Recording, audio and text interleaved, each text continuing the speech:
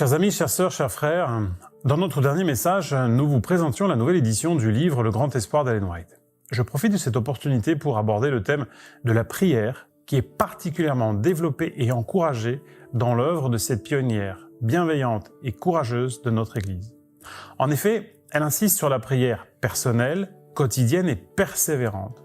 Elle écrira notamment dans le livre Patriarches et Prophètes, page 199, les plus grandes victoires remportées par l'Église de Jésus-Christ ou individuellement par le chrétien ne sont pas dues au talent, à l'éducation, à la richesse ou à la faveur des hommes. Ce sont celles que l'on obtient dans la prière solitaire, face à face avec Dieu, par une foi fervente et inflexible qui se cramponne éperdue à la puissance du Très-Haut. Dans le Grand Espoir, elle aborde dans le chapitre « Le temps de détresse » la question de la prière non exaucée, de la foi qui avance dans l'épreuve, dans la souffrance. À nouveau, il nous faut pouvoir, dans notre témoignage de l'espérance, illustrer ce vécu par un partage personnel et authentique. Notre évangélisation ne peut se résumer à diffuser des ouvrages. Nos contemporains attendent, et ils ont raison, de voir des croyants, des disciples, des communautés engagés dans un christianisme proche et concret. Ils attendent de voir en pratique des individus transformés par la présence du Christ dans leur vie.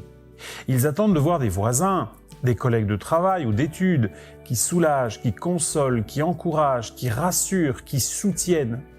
Tant de gestes que vous organisez et offrez déjà dans vos quartiers. Prions les uns pour les autres, afin que ces actions se multiplient et persévèrent, quels que soient les moyens et les circonstances. Et cela, même dans un climat d'angoisse, de méfiance ou d'hostilité. Dietrich Bonhoeffer, pasteur et résistant allemand qui s'opposa au régime nazi pendant la Seconde Guerre mondiale, écrivait « Dieu ne remplit pas tous nos désirs, mais il tient toutes ses promesses ». La Fédération, pendant ce mois de mars, encourage le département jeunesse et toutes les initiatives mises en place pour les jeunes et par les jeunes. Particulièrement, j'attire votre attention sur le e-rallye qui aura lieu ce samedi à 19h30.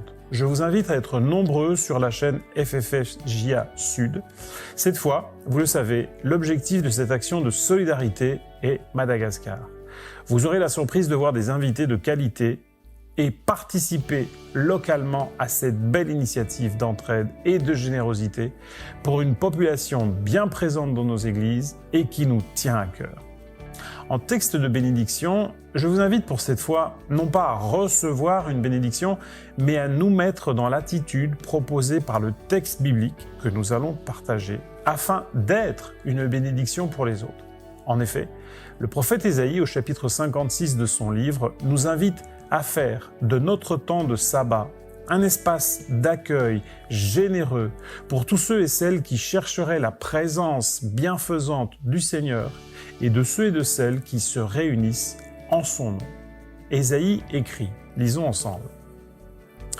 « Voici ce que dit l'Éternel, faites ce qui est juste et respectez le droit, car je vais bientôt vous sauver et faire justice. Bienheureux sera l'homme qui agira ainsi. Heureux sera celui qui s'y appliquera, qui respectera le sabbat et ne le profanera pas, et qui s'efforcera de ne faire aucun mal. L'étranger qui s'attache à l'Éternel ne devra pas se dire « L'Éternel m'exclura sûrement de son peuple », et l'eunuque non plus n'aura pas à penser « Je suis un arbre sec ». Car voici ce que l'Éternel déclare à ceux qui sont eunuques, qui respecteront les sabbats, que j'ai prescrits, qui choisiront de faire ce qui m'est agréable, et qui s'attacheront à mon alliance, je réserverai dans ma maison et dans mes murs une stèle et un nom, qui vaudront mieux pour eux que des fils et des filles. Je leur accorderai un nom impérissable qui ne sera jamais rayé. Et les étrangers qui s'attacheront à l'Éternel pour le servir et pour l'aimer, pour être ses serviteurs, qui respecteront le sabbat et ne le profaneront pas, et qui s'attacheront à mon alliance, je les ferai venir à ma montagne sainte, et je les réjouirai au temple où l'on me prie. J'agréerai leur holocauste et autres sacrifices offerts sur mon autel, car on appellera mon temple la maison de prière pour tous les peuples. Amen.